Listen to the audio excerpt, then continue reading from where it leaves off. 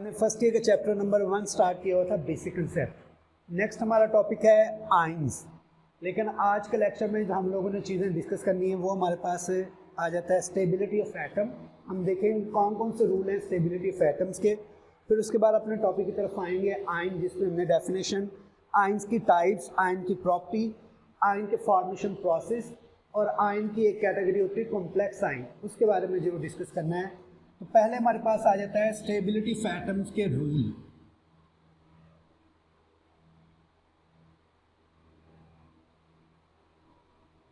हमने एटम के इंट्रोडक्शन के अंदर स्टार्ट में ही पहले लेक्चर के अंदर डिस्कस किया था स्टेबिलिटी ऑफ एटम के लिए 2 रूल्स जो है मोस्टली फॉलो किए जाते हैं। पहला आ जाता है डुप्लेट रूल और दूसरा आता है ऑक्टेट रूल। ठीक है, डुप्लेट रूल के मुताबिक है there should be 2 electron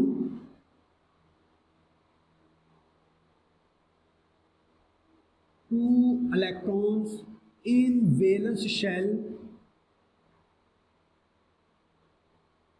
of an atom.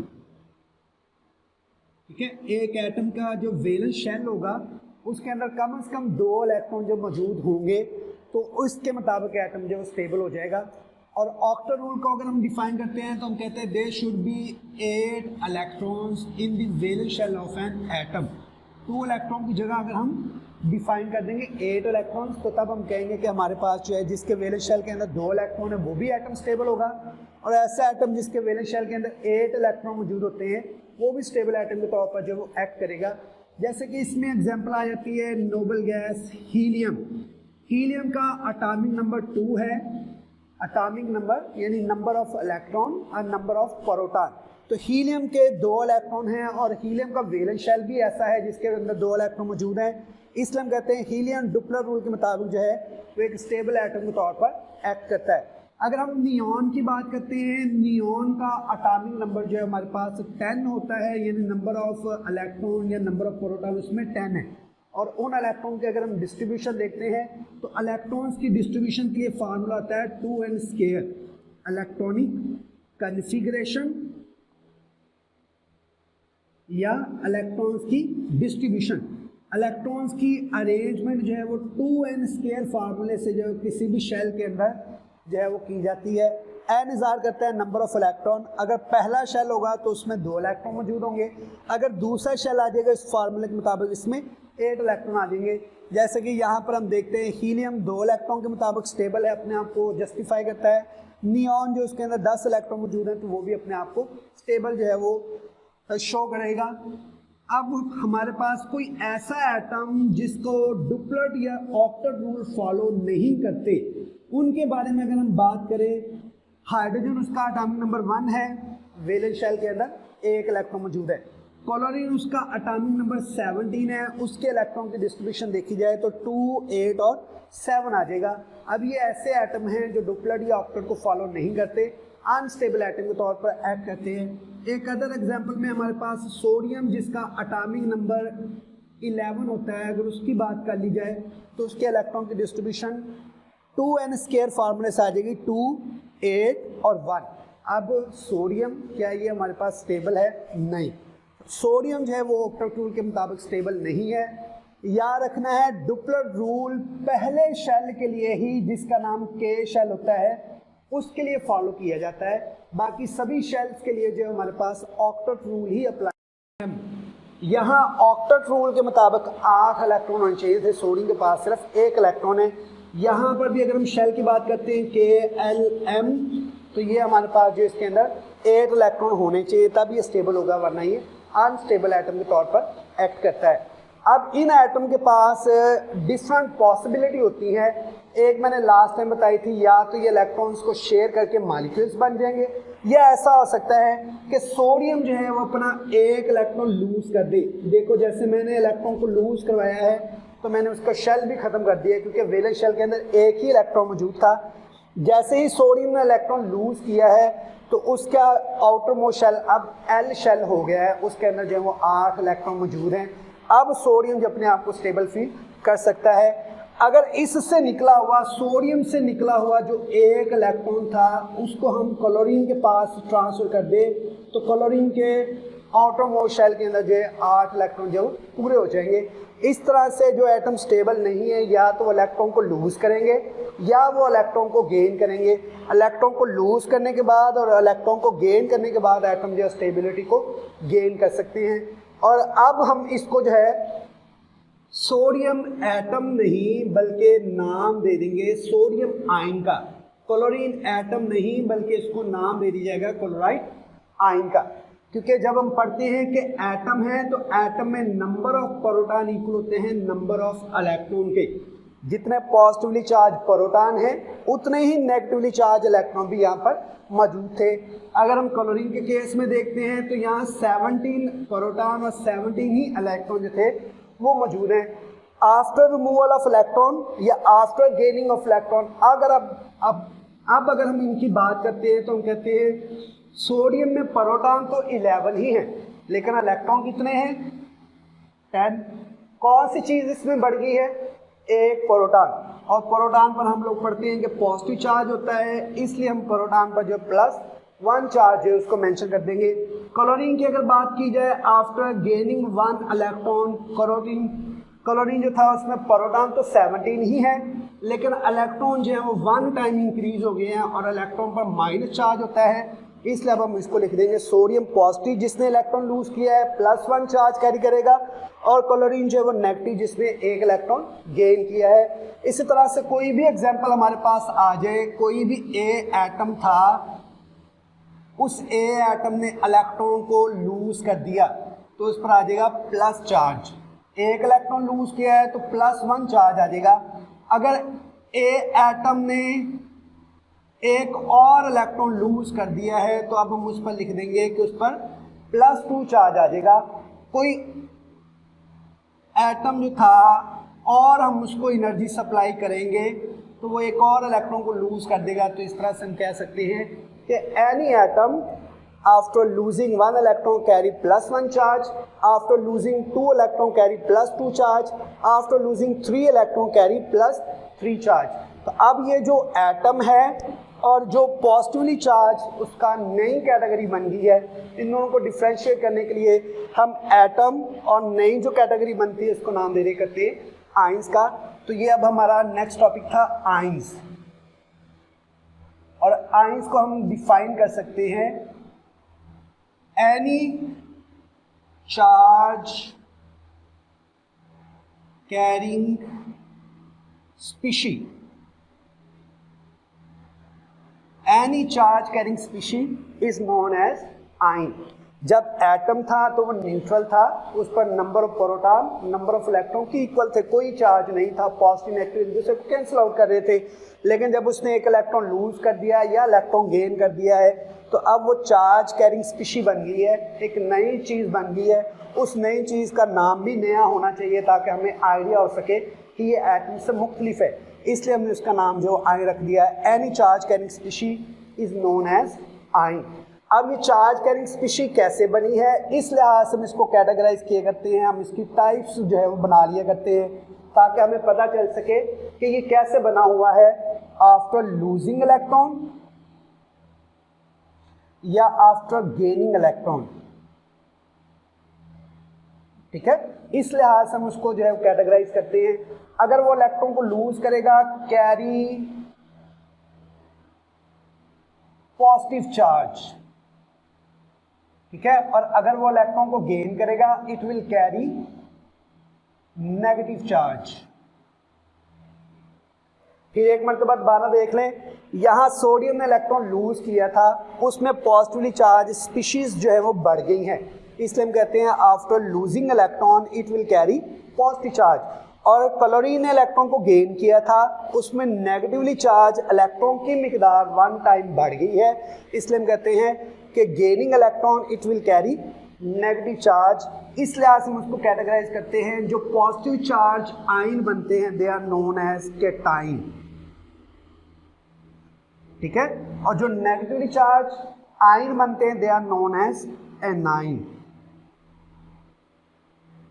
अब अगर हम इसको डिफाइन करना चाहते हैं, cation ion which carry positive charge, ऐसा आयन जिस पर पॉजिटिव चार्ज होगा उसको नाम दे दिया जाएगा कैटाइन का। और एनाइन को अगर डिफाइन करते हैं तो हम कहेंगे ion which carry negative charge. ऐसा आयन जिस पर नेगेटिव चार्ज मौजूद होगा उसका नाम जो है वो एनाइन रख दिया जाएगा। तो ये इनको कैटेगराइज करने के लिए हमारे पास इनकी टाइप्स आ जाती है, आयन जो पॉजिटिवली चार्ज है और आयन जो नेगेटिवली चार्ज होंगे। अगर इनके एग्जांपल लिखनी हो तो कैटाइन के एग्जांपल हम लिख देंगे सोडियम पॉजिटिवली चार्ज, ठीक है। एनाइन के एग्जांपल लिखनी होगी, कौन से एग्जांपल लिखेंगे? Chloride negatively charge. तो ये हमारे पास इसके एग्जांपल आ जाएगी। जैसे कैटाइन फॉर्मेशन में एक एटम जो है एक से ज़्यादा इलेक्ट्रॉन लूज कर सकता है, इसी तरह से एनाइन फॉर्मेशन में भी ऐसा हो सकता है तो कोई एक एटम, कोई भी एटम, ठीक है, बी एनी एटम के लिए मैंने सिंबल लिखा है, any atom which gain one electron carry -1 charge. अगर इसी एटम में एक और इलेक्ट्रॉन ऐड हो जाएगा इट विल कैरी -2 चार्ज, और अगर इससे ज़्यादा इलेक्ट्रॉन को गेन करेगा तो उस पर -3 चार्ज की भी पॉसिबिलिटी हो सकती है। तो ये हमारे पास आयन की डेफिनेशन, ये आयन की टाइप्स, कैटाइन, एनाइन, इनके एग्जांपल आ जाती हैं। साथ ही मैंने कहा था कि हम डिस्कस करेंगे कि इनकी प्रॉपर्टीज़ क्या होती हैं। आयंस जो हैं वो एटम से डिफरेंट प्रॉपर्टीज़ रखता है। एटम अगर कहा जाए तो एटम कहेंगे न्यूट्रल पार्टिकल है, और आयन कैसे है? Ions are charge carrying species, यानी चार्ज कैरिंग पार्टिकल के तौर पर जो वो एक्ट कर सकते हैं। तो ये हमारे पास इनकी प्रॉपर्टीज आ जाती हैं। अब इसके बाद है फॉर्मेशन प्रोसेस, ठीक है। फॉर्मेशन प्रोसेस को हम एक सिंपल एग्जांपल जो है उससे डिस्कस करेंगे। एक जर्नल से एग्जांपल लिख लेते हैं, फिर उसके लिहाज से इनको आगे जो है फर्दर डिफाइन करेंगे कैसे ये हमारे पास जो है आयंस की फॉर्मेशन होती है। आप लोगों का फर्स्ट ईयर चैप्टर नंबर 7 के अंदर ये जो पॉइंट है बेसिकली वहाँ पर डिफाइन किया हुआ है, एक्सप्लेन किया हुआ है। मैं एक जर्नल से एग्जांपल ले लेता हूँ। अगर हम कहते हैं कि हमने टी बनानी है तो हम टी के अंदर जो है जितने भी कंपोनेंट ऐड किए जाते हैं, water, milk, sugar, T leaf, कुछ लोग साल्ट भी कम मिकदार के अंदर ऐड करते हैं, तो उनको भी ऐड करने के बाद इसको हीट सप्लाई करेंगे, ठीक है। यहाँ पर डिफरेंट टर्म्स हम यूज करते हैं। टी जिसको आप डीपली ऑब्जर्व कर रहे हैं वो आपका सिस्टम कहलाएगा। Anything under observation is known as system. अभी आप मेरा लेक्चर ऑब्जर्व कर रहे हैं, उसको सुन रहे हैं, उसके बारे में जानने की कोशिश कर रहे हैं, तो लेक्चर भी आपका सिस्टम कहलाएगा। इस बोर्ड को ऑब्जर्व कर रहे हैं तो बोर्ड भी आपका सिस्टम कहलाएगा। यानी anything under observation is known as system. System के अलावा बाकी जितनी भी चीजें होती है they are known as surrounding. जैसे हम चाय बना रहे हैं तो चाय वाला जो कंटेनर होगा वो हमारा सिस्टम कहलाएगा, और किचन जहां पर हम ये चाय को कुक कर रहे हैं, बना रहे हैं, तो वो हमारे पास जो सराउंडिंग के तौर पर एक्ट करेगा। अब याद रखना है, अगर हीट सराउंडिंग से सिस्टम में आए यानी इनसाइड आए तो प्रोसेस को हम नाम देते हैं एंडोथर्मिक, ठीक है। Process will be known as endothermic. Endo का वर्ड मीनिंग होता है इनसाइड, थर्म का मतलब होता है हीट, यानी हीट सिस्टम में जा रही है, that will be known as endothermic process. अब हमने इस चाय को जो था वो कप के अंदर डाल के रख दिया है, और चाय हम कहते हैं कि टी जो है वो हमारे पास हॉट है, ठीक है। कुछ टाइम के लिए हम उसको ऑब्जर्व करेंगे कि उसकी हीट जो कम हो जाए, क्योंकि आप इस कप के अंदर पड़ी टी को ऑब्जर्व करें। अब ये आपका सिस्टम कहलाएगा, और इसमें पड़ी हुई जो हीट थी वो बाहर जा रही है, सराउंडिंग में जा रही है, तो इसलिए हम कहेंगे कि heat is escaping losing from system to surrounding. System से हीट निकल के सराउंडिंग में जा रही हो तो इस प्रोसेस के लिए नाम रखा जाता है एक्सोथर्मिक प्रोसेस, ठीक है। ये हमारे पास एक्सोथर्मिक प्रोसेस के तौर पर जो है वो एक्ट करेगा। अब हम अपने टॉपिक की तरफ आते हैं। ये हमने दो टर्म यूज करनी थी, एंड और exothermic process. Formation of cation या एनाइन, यानी आयन की फॉर्मेशन का प्रोसेस जो वो कैसा होगा, अब इसको देख लें ज़रा। सोडियम जो था उसमें इलेक्ट्रॉन मौजूद हैं हमारे पास के, एल और एम शेल में। हम इसके एम शेल के इलेक्ट्रॉन को निकालना चाहते हैं, तो मैट्रिक क्लासेस के अंदर आपने बोहर का एटॉमिक मॉडल पढ़ा था। कम एनर्जी से इलेक्ट्रॉन को ज़्यादा एनर्जी पर लेके जाना हो तो हम उसको एनर्जी सप्लाई करेंगे, लाइट की फॉर्म में, साउंड की फॉर्म में, हीट की फॉर्म में, कोई भी सोर्स इस्तेमाल की जा सकता है। तो मैं सिंपली इसके लिए लिख सकता हूँ कि ये मैंने इसको एनर्जी सप्लाई की है। इस एनर्जी से क्या होगा, सोडियम का आउटर मोस्ट शेल का यानी एम शेल वाला इलेक्ट्रॉन जो था वो निकल जाएगा। सोडियम में प्रोटॉन तो 11 के 11 ही है, प्रोटॉन इधर भी 11 के 11 ही है, लेकिन नंबर ऑफ इलेक्ट्रॉन जो है 1 टाइम लेसर हो गया, उस इलेक्ट्रॉन को निकाल दिया है। अब आप देख रहे हैं कि इलेक्ट्रॉन को निकालने के लिए आपने क्या किया है, एनर्जी दी है। यहाँ आपका सिस्टम कौन सा है, सोडियम, जिसको आप ऑब्जर्व कर रहे हैं कि वो एटम है या वो आयन बन गया है, और इस एटम को एनर्जी दे रहे हैं, एनर्जी सिस्टम में जा रही है। इसलिए ये एक प्रोसेस जिसमें सोडियम का कैटाइन बनता है, ये हमारे पास है एंडोथर्मिक प्रोसेस के तौर पर एक्ट करेगा। ठीक है, फॉर्मेशन ऑफ कैटाइन जो है ये कैसा प्रोसेस है, फॉर्मेशन ऑफ कैटाइन जो है इसको मैं इधर मेंशन कर लेता हूँ, फॉर्मेशन ऑफ कैटाइन और formation of anion. Formation of cation जो है क्योंकि इसको एनर्जी देनी पड़ती है इसलिए ये एक एंडोथर्मिक प्रोसेस के तौर पर एक्ट करता है। ठीक हो गया जी। इसमें कोई कंफ्यूजन, कोई चीज़ पूछनी है आप लोगों ने तो आप जो है वो कमेंट्स के अंदर जो है वो क्वेश्चन मार्क कर सकते हैं, वहाँ पर आपको इसके बारे में जो है वो आंसर मिल जाएगा। Formation of cation is an endothermic process because energy is given to the atom for the removal of electron। ये आपके पास इसका आंसर आ जाएगा। अब हम बात करते हैं क्लोरीन की।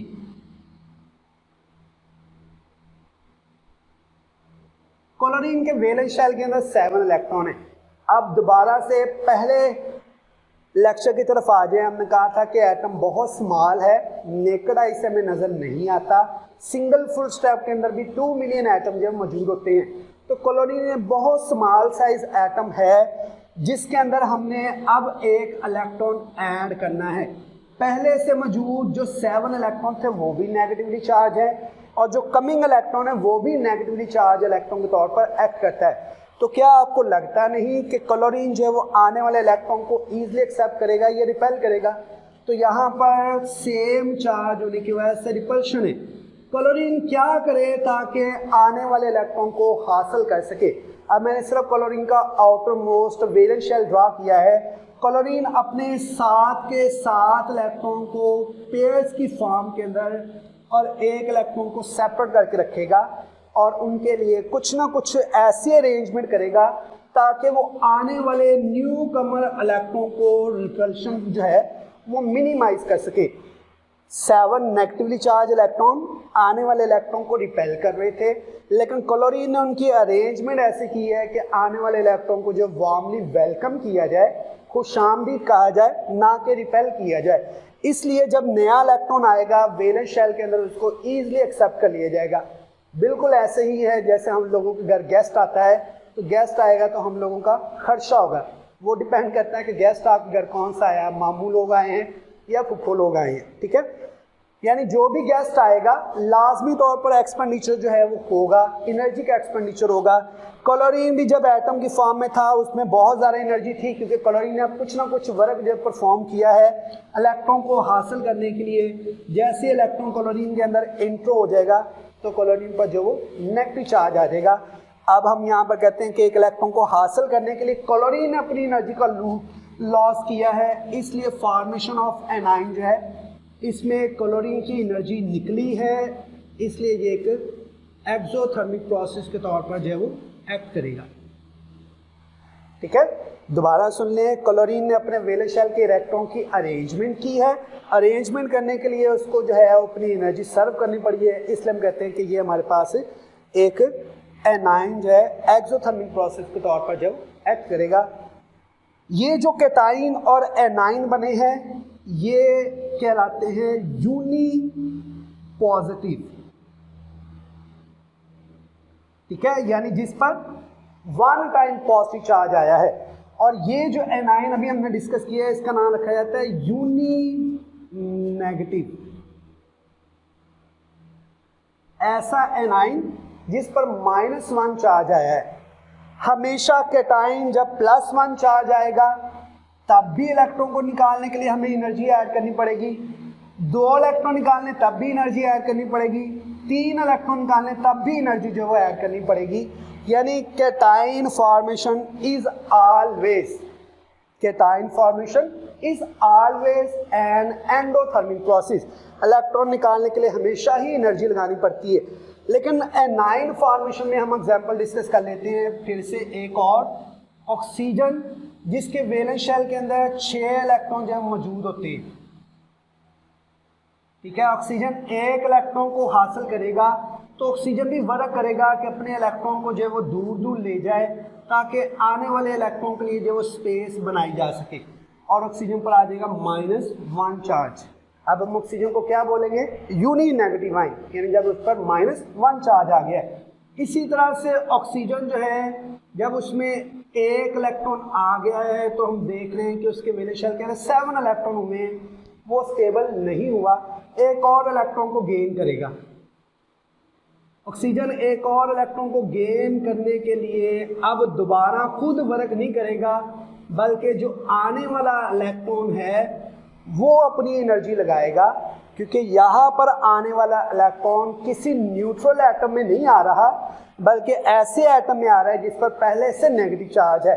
तो आने वाला इलेक्ट्रॉन जो है अपनी ज़्यादा से ज़्यादा एनर्जी लगाएगा ताकि उसको यहाँ पर स्पेस जो है वो मिल सके। तो अब ये जो आयन बना है ये यूनी नहीं बल्कि डाई नेगेटिव आयन है। ठीक है, die negative ion. Exothermic process होना है सिर्फ यूनी नेगेटिव के लिए। ठीक है, जब एक इलेक्ट्रॉन आएगा तो एटम तैयारी करेगा, लेकिन अगर दूसरे इलेक्ट्रॉन को आना है तो इलेक्ट्रॉन खुद एनर्जी लगाएगा। इसलिए याद रखना है कि एनाइन के केस में जब डाई नेगेटिव आयन बनता है तो ये एक एंडोथर्मिक प्रोसेस के तौर पर एक्ट करेगा। ठीक है, नेक्स्ट अब हमारा आखिरी हिस्सा रह गया है कॉम्प्लेक्स आयन।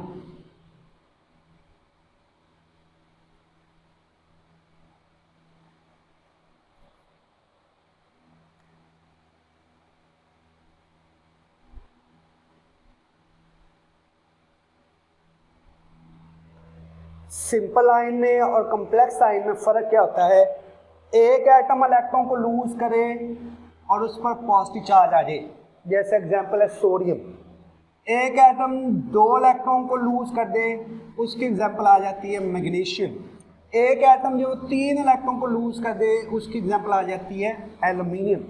यहाँ आप देख रहे हैं सिंगल एटम है जिस पर चार्ज मौजूद है। एक इलेक्ट्रॉन जो है वो गेन करता है तो उस पर नेगेटिव चार्ज आ जाए, जैसे कि यहाँ पर क्लोरीन 2 इलेक्ट्रॉन गेन करे, एक ही एटम है -1 चार्ज कैरी कर रहा है, एक ही एटम है -2 चार्ज कैरी कर रहा है। लेकिन कॉम्प्लेक्स आयन के केस में क्या होता है, हमारे पास एटम का कॉम्बिनेशन ऑक्सीजन और हाइड्रोजन, 2 एटम जुड़े हुए हैं लेकिन उसके बावजूद भी इन पर कोई नेगेटिव चार्ज है वो मौजूद है। कार्बोनेट आ जाता है, एक कार्बन 3 ऑक्सीजन जुड़े हुए हैं तब भी उस पर कोई ना कोई चार्ज है वो मौजूद है। तो कॉम्प्लेक्स आयन जो है अगर हम इसको सिंपली कहें तो हम कहते हैं combination of atom which either carry positive और negative charge. Negatively charge complex ion की एग्जाम्पल जो हैं वो बहुत सारी हैं। Example are abundant. हमारे सिलेबस में भी टॉपिक के अंदर भी काफ़ी सारी एग्जाम्पल जो एक्सप्लेन की हुई हैं, लेकिन जो नेगेटिव आयन है और पॉजिटिव आयन की एग्जाम्पल जो है वो रेयर है। जैसे कि हमारे पास है NH4 पॉजिटिवली चार्ज, इसकी एक ये एग्जाम्पल आ जाती है। और इसके अलावा वर्ड लिखा हुआ बुक में कार्बोकेटाइन